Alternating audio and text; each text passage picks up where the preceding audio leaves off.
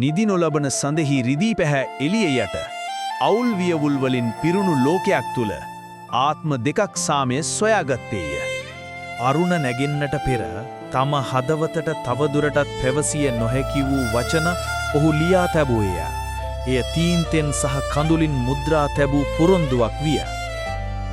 ආපසු හැරී නොබලාම යුද කුණාටුවට පිවිසි ඔහු ඇගේ ආදරය රහසිගත සුරයක් මෙන් රැගෙන ගියේය. වෙඩිහඩ නිහඬ වූ විට නැවත කිසි දිනක අරුණැල්ල නොදකින මුහුණු මතට ඒ නිදි නොලබන සඳ සිය එළිය වැස්සුවේය.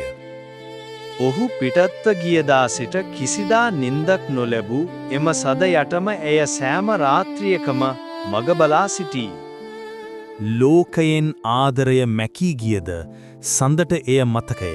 මන්ද ඔවුන්ගේ ප්‍රේමයද ඔවුන්ගේ විරහවද දකිමින් එය කිසිදා නින්දක් නොලබූ බැවිනි.